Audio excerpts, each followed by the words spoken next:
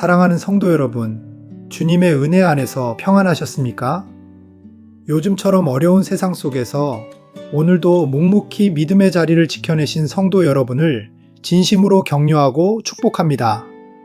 우리 믿는 사람들도 삶을 가만히 들여다보면 때로는 내 뜻대로 풀리지 않는 자녀 문제로 속을 태우고 직장과 일터에서 마주하는 관계의 갈등이나 물질의 어려움 때문에 밤새 잠 못 이루며 남모를 눈물을 흘릴 때가 얼마나 많습니까? 오늘 그렇게 세상 속에서 지친 몸과 상한 심령을 이끌고 오직 주님의 위로를 갈망하며 이 자리에 나오신 성도 여러분 한 분 한 분을 주님의 이름으로 진심으로 환영합니다. 오늘 이 시간 모든 형편을 다 아시는 하나님의 따뜻한 만지심이 여러분의 심령 위에 가득하기를 소망합니다. 우리가 낭망의 자리를 박차고 일어나 오직 하나님만을 바라볼 때 이 예배의 자리가 살아계신 하나님의 거룩한 통치와 영광이 가득한 임재의 자리가 될 줄로 믿습니다. 우리는 흔히 인생의 중요한 갈림길에 설 때마다 무엇이 내게 이익이 될까, 어느 길이 더 편한 길일까를 먼저 생각하며 깊은 고민에 빠집니다. 하지만 내 지혜와 세상의 지식으로 인생의 문제를 풀어보려 할수록 돌아오는 것은 늘 잘못된 선택에 대한 후회와 결과를 맞이할 때가 많습니다. 아무리 지혜로운 사람이라 할지라도 하나님 없는 선택은 결국 실패로 끝나고 만다는 성경의 선포는 인간이 가진 판단력의 명확한 한계를 여실히 보여주는 것입니다. 그러나 오늘 본문인 빌립보서 1장 9절과 10절은 이 혼미한 시대 속에서 반드시 붙잡아야 할 참된 분별의 기준을 제시하며 그 방황을 뚫고 승리할 참된 분별의 해답을 제시합니다.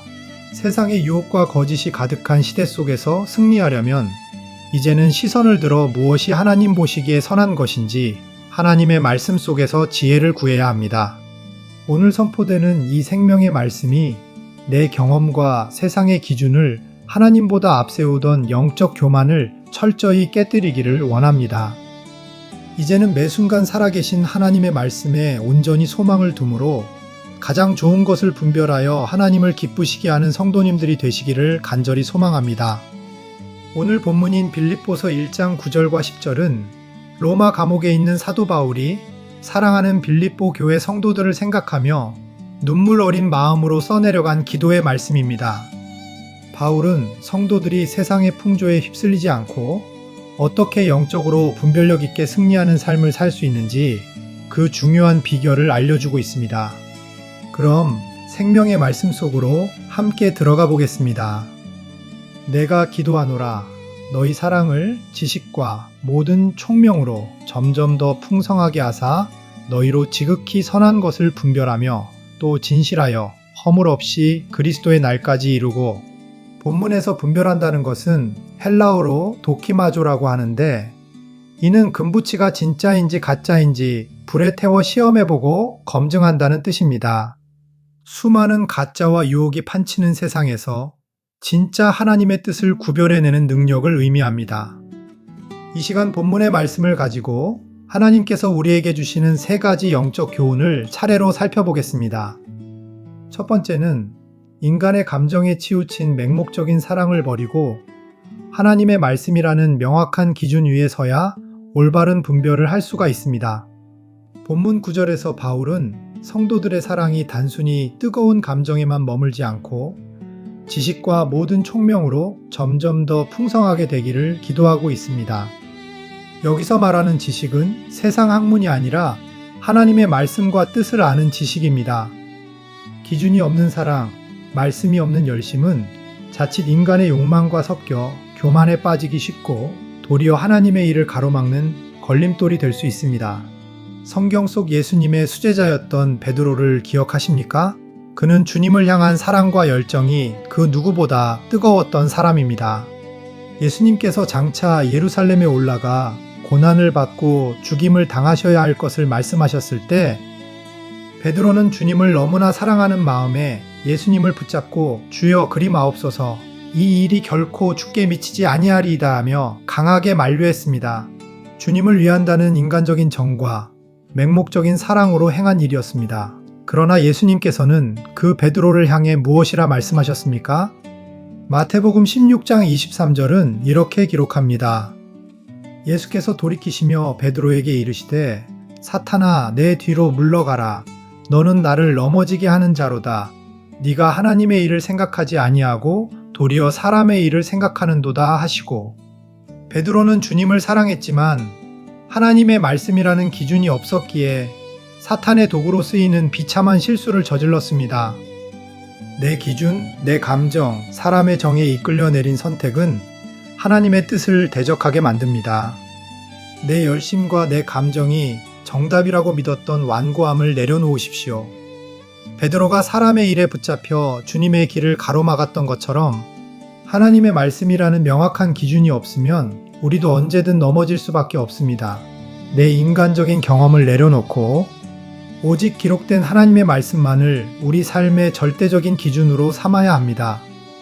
그리고 두 번째는 세상이 주는 두려움과 유혹을 거부하고 하나님의 선하신 뜻만을 전적으로 신뢰할 때 참된 진리를 분별하는 영적 승리를 이룹니다.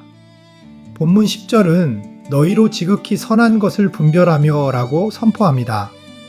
세상은 끊임없이 우리에게 눈앞의 이익을 따르고 세상 권력에 무릎을 꿇으라고 압박합니다.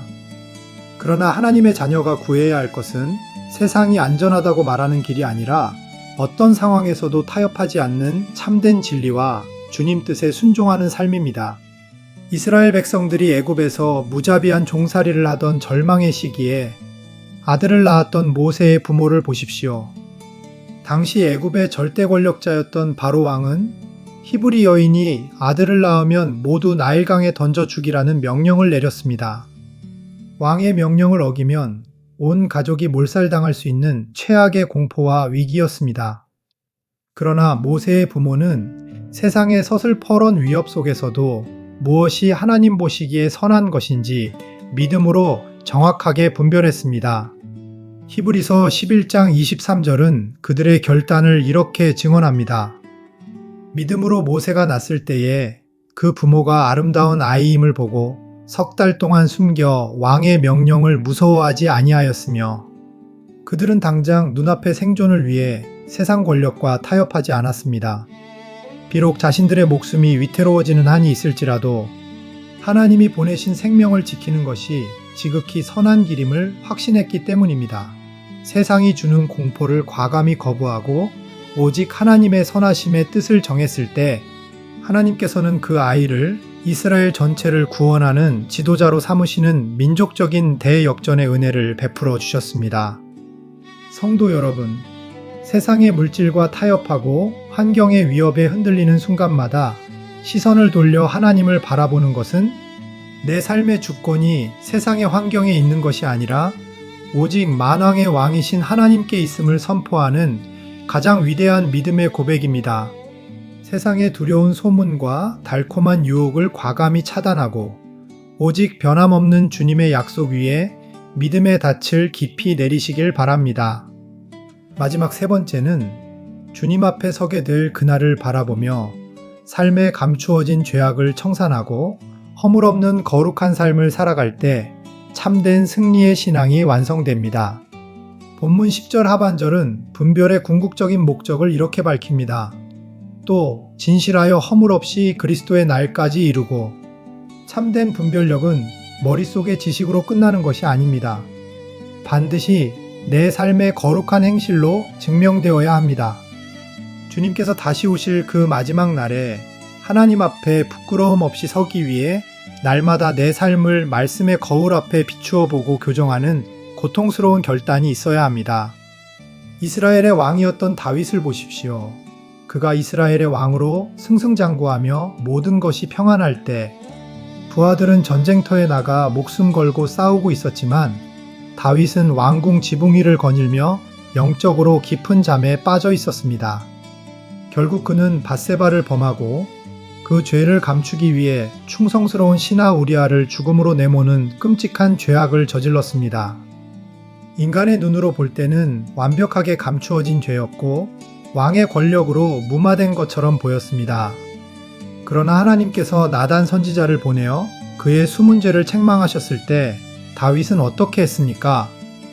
시편 51편 3절에서 다윗은 왕의 체면을 다 내려놓고 눈물로 고백합니다. 무릇 나는 내 죄과를 아오니 내 죄가 항상 내 앞에 있나이다. 다윗이 위대한 이유는 죄를 짓지 않아서가 아닙니다. 하나님의 말씀이 임했을 때 자신의 감추어진 죄악을 정직하게 직면하고 철저하게 가슴을 찢으며 회개했기 때문입니다. 내 죄를 숨기려던 영적 집착을 내려놓고 주님 앞에 진실하게 엎드렸을 때 하나님께서는 그 무너진 다윗을 다시 살리시고 이스라엘의 가장 성군으로 회복시키시는 은혜를 베푸셨습니다.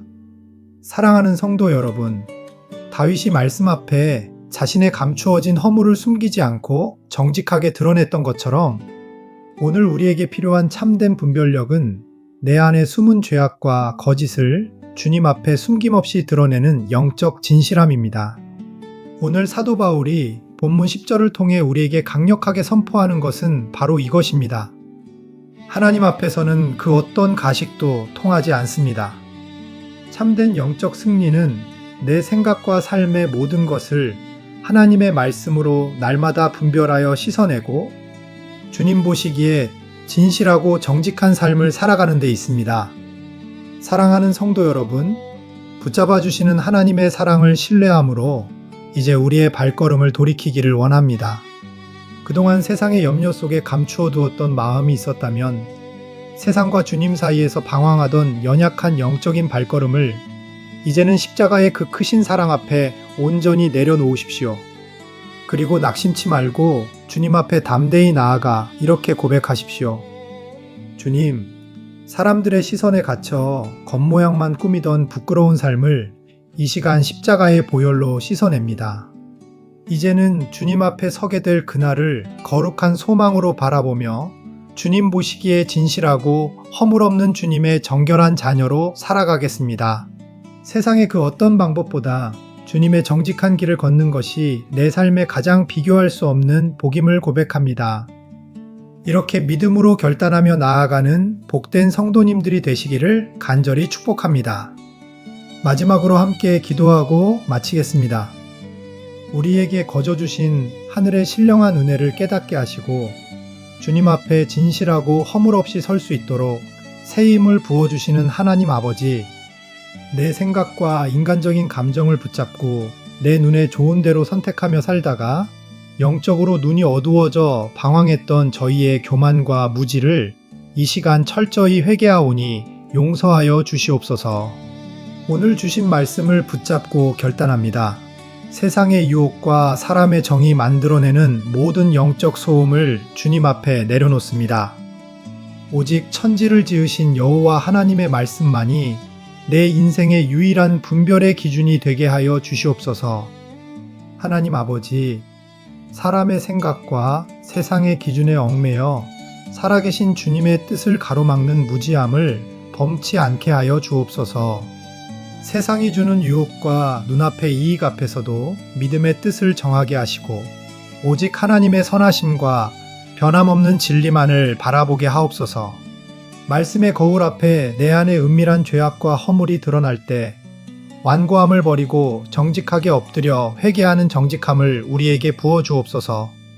사랑하는 성도들의 모든 걸음을 승리의 길로 인도하여 주시옵시고 우리를 죄악에서 건져 거룩하게 하실 우리 주 예수 그리스도의 이름으로 간절히 기도드립니다. 아멘. 사랑하는 성도 여러분, 거룩한 말씀 위에 굳건히 설 때 주님께서 친히 이끄시는 참된 승리의 삶으로 온전히 일어서게 될 줄로 믿습니다. 여러분을 주님의 이름으로 사랑하고 축복합니다.